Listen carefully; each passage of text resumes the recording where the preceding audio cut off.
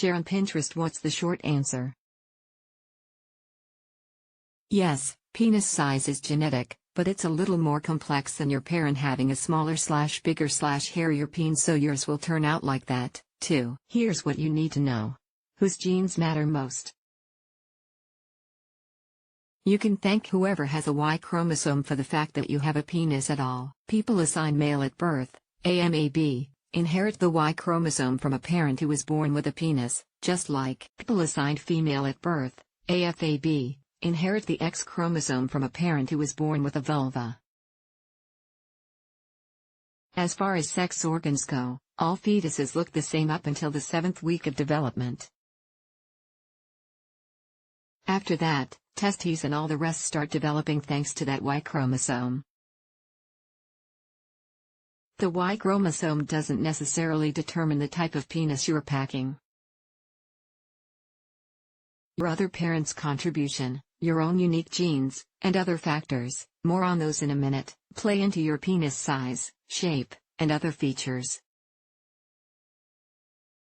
And yes, there are several types of penises. How does this work with siblings? Does everyone have the same genetic makeup? Nope. This is where the X chromosome comes into play and shakes things up. AMAB folks have one X chromosome and AFAB individuals have two.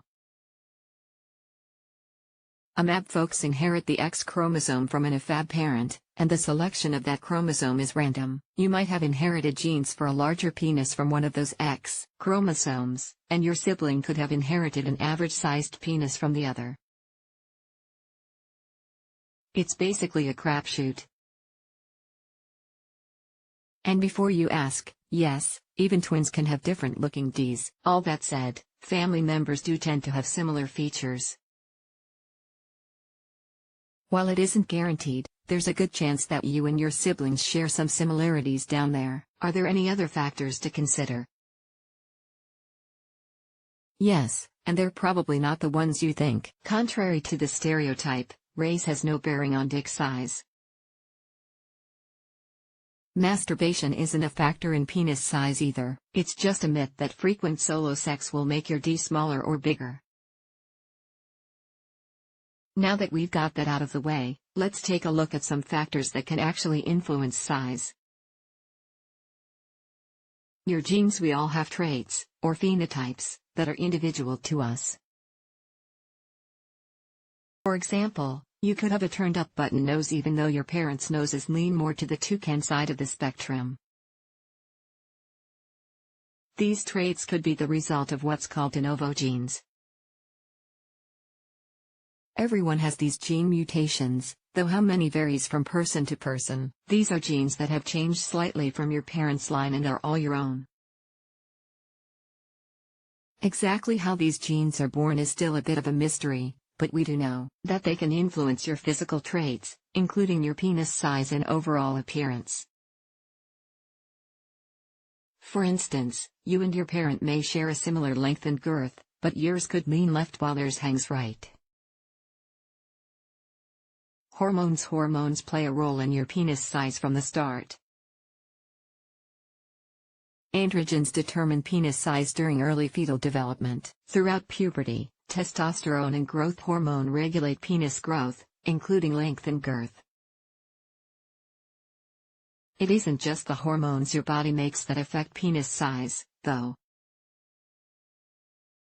The hormones you're exposed to in your environment while your body is developing also impact penis size. But instead of making your D bigger, these hormones have the opposite effect. Not that penis size matters in bed, but still. Exposure to environmental estrogens, aka a female sex hormone, during puberty has been linked to shorter than average penises. Chemicals called endocrine disruptors can also have a negative effect on your penis. And the rest of your body, for that matter. These chemicals are found in things like pesticides, plastic containers, and some detergents. Poor malnutrition in the womb and during the first few years of life can impact hormones and affect your growth and development. We aren't just talking your height and weight, organ development, including your reproductive organs, can also be affected. So how do you know how much it's going to grow? It's hard to say. Eggs are like snowflakes, so no two are ever exactly alike. They do the most growing during puberty, but puberty and penis growth happen at different times and speeds for everyone. One study found the average growth rate to be less than half an inch per year, from ages 11 to 15, but this isn't set in stone for every peen. You don't have any control over it anyway, so try not to stress. When is it fully grown?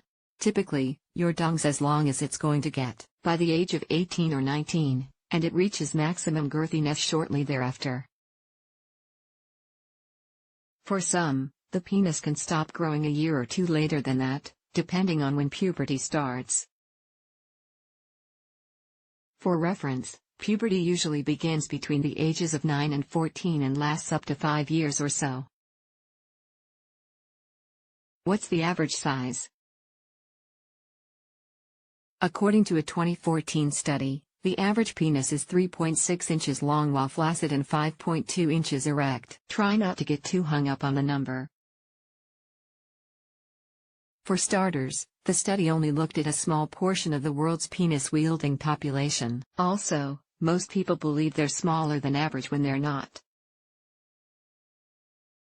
In reality, around 95% of people with penises do fall within the average range. Finally, and most importantly, size doesn't make a diff where it matters most, which is in the bedroom, or backseat of a car, or the airplane lavatory. Is there anything you can do to change the size?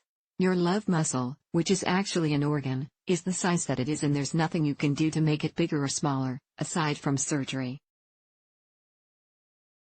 Penis stretching exercises may increase size temporarily, but any evidence of this is anecdotal, and doing it wrong could cause damage. It's possible to create the illusion of a bigger or smaller dick. Shaving your pubes so your D is on full display can make it appear bigger. On the flip side, a full bush can appear to shrink your D if you're worried that it's too long. Your best bet is to learn to make the most of what your parents, or de novo genes, gave you. The right sex positions can help you make the most of your size so you and your partner get off right. Want to master these moves? Check out how to have great sex with a bigger than average penis and how to have great sex with a smaller than average penis. You're welcome. The bottom line, what's in your genes isn't only about the genes your parents gave you, but it's certainly a major factor. When it comes down to it, though, as long as your penis is healthy, size isn't really all that important. Adrienne Santos Longhurst is a freelance writer and author who has written extensively on all things health and lifestyle for more than a decade. When she's not holed up in her writing shed researching an article or off interviewing health professionals, she can be found frolicking around her beach town with husband and dogs in tow, or splashing about the lake trying to master the stand-up paddleboard.